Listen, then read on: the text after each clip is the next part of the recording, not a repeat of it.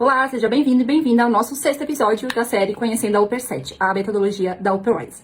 Então, fazendo um overview, né, o que a gente falou ali, a gente falou que a primeira etapa é o diagnóstico, depois a gente falou a segunda etapa é a hipótese, depois a gente vem para viabilidade, priorização e agora a gente vai falar sobre estruturação.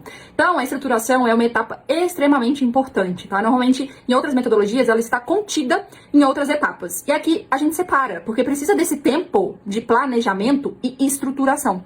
Então, a gente fez tudo, a gente planejou tudo nessas últimas 4 etapas e agora a gente precisa estruturar nosso trabalho. Como ele vai ser? Né? O que vai ser dessas hipóteses que a gente vai trabalhar, que são viáveis e priorizadas ali, que a gente precisa fazer. Então a gente vai construir essa solução detalhada, tá?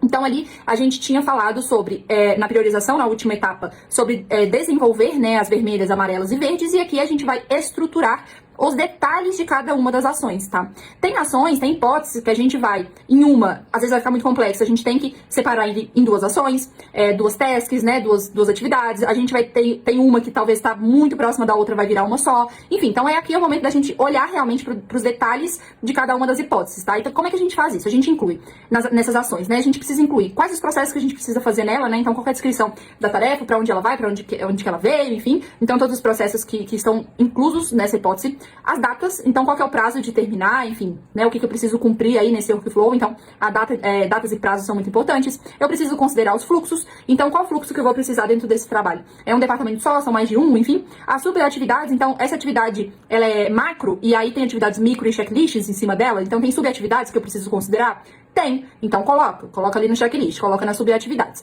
E principalmente os responsáveis, tá?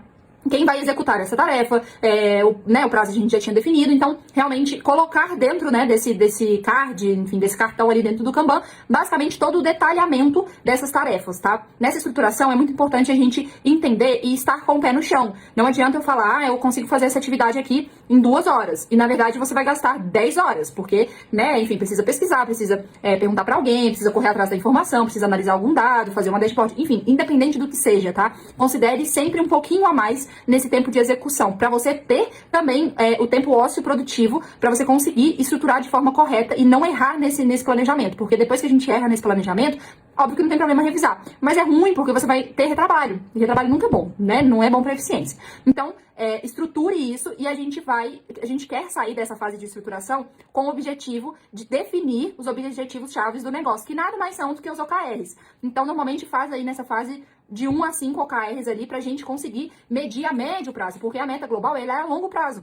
E aí a gente precisa de coisas no meio do caminho, que são os OKRs. Então a gente precisa metrificar ali por ciclos de OKRs, que são de 3 em 3 meses. Então, eles são a médio prazo, tá?